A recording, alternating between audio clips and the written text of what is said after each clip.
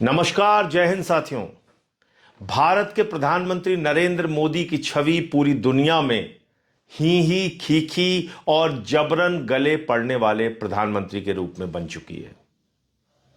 कभी किसी का जबरन हाथ पकड़ लेते हैं, वो हाथ छुड़ाता रहता है, जबरदस्ती हंसते रहते हैं प्रधानमंत्री जी।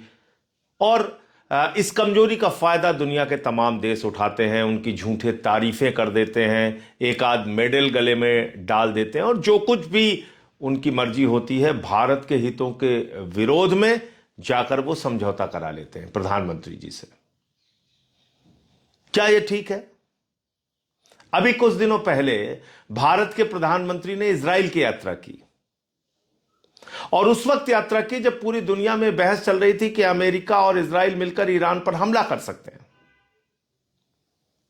भारत के प्रधानमंत्री की यात्रा टाली जा सकती थी क्योंकि अखबारों में अब खबरें आ रही हैं कि एक हफ्ते पहले से ही तैयारी थी इस हमले की, लेकिन प्रधानमंत्री को धोखे में रखकर इजराइल की यात्रा कराई गई। अगर मान लीजिए उनके रहते हुए यह युद्ध शुरू हो गया होता तो कितने बड़े संकट की स्थिति पैदा होती, प्रधानमंत्री खुद वहां पे फंस जाते। लेकिन अभी जो मौजूदा हालात हैं पूरी दुनिया के, जब यह कहा जा रहा है कि दुनिया अब तीसरे विश्व युद्ध की तरफ बढ़ रही है, ऐसे समय में भारत के प्रधानमंत्री की खामोशी 1000 सवाल पैदा करती है। आप अपने आप को विश्वगुरु कहते हैं नरेंद्र मोदी जी, और विश्व में हो रही घटनाओं पर आप खामोश रहेंगे, चुप रहेंगे, कुछ नहीं बोलेंगे। ऐसे थोड़ी आप विश्वगुरु बन सकते हैं। आपको वैश्विक घटनाओं पर नजर रखनी होती है।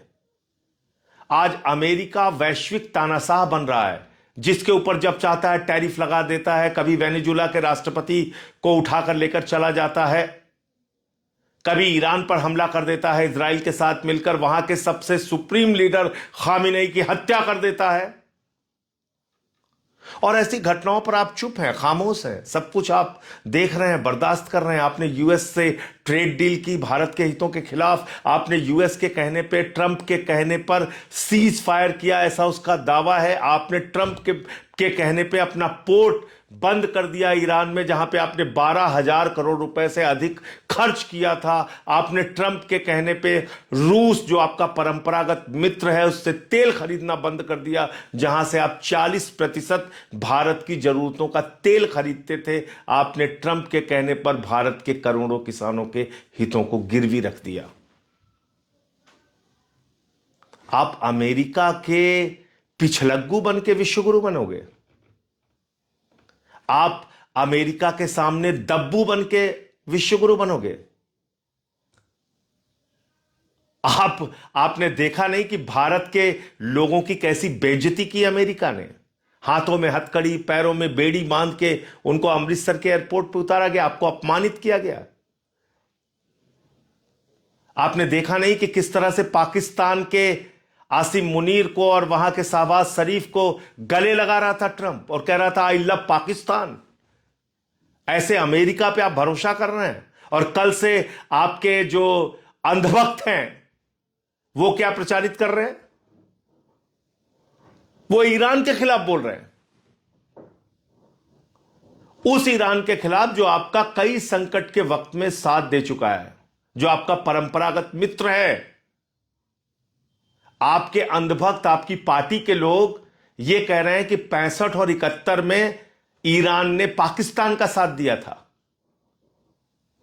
आपके अंधभक्त, आपकी पार्टी के नेता ये नहीं बता रहे हैं कि 71 में अमेरिका ने भारत के ऊपर तमाम प्रतिबंध लगाए थे, 71 के युद्ध में खुले तौर पे पाकिस्तान का साथ दिया था और 71 के युद्ध में उसने बंगाल की खाड़ी में अपना 7वां भेड़ा भेज दिया था। उस वक्त रूस ने आपका साथ दिया था।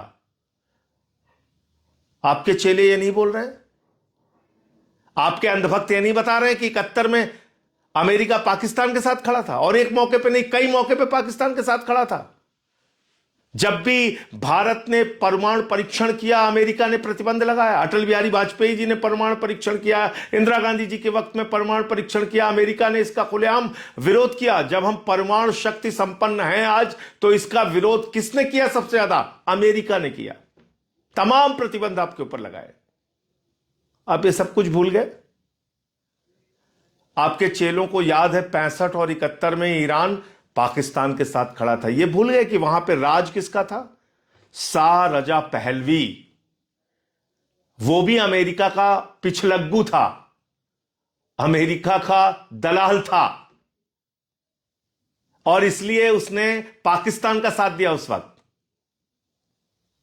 लेकिन उसके बाद की जो परिस्थितियां ईरान के साथ आपके बनी, आप तो खुद गए थे प्रधानमंत्री जी, खामेनेई जी से मुलाकात आपकी हुई थी और आपने उनको 7वीं शताब्दी की कुफिक लिपि में लिखी हुई पांडुलिपि कुरान की भेंट की थी।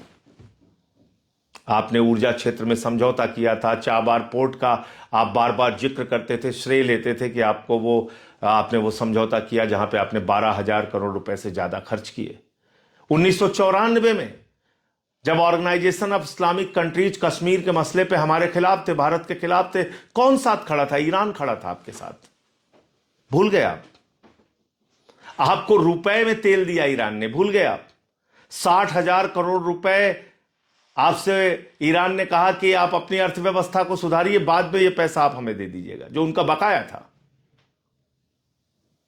और आपने ही प्रधानमंत्री जी, आदरणीय नरेंद्र मोदी जी, 2024 में जब ईरान के राष्ट्रपति की हेलीकॉप्टर दुर्घटना में मौत हुई थी, भारत के अंदर राष्ट्रीय शोक घोषित किया था आपने।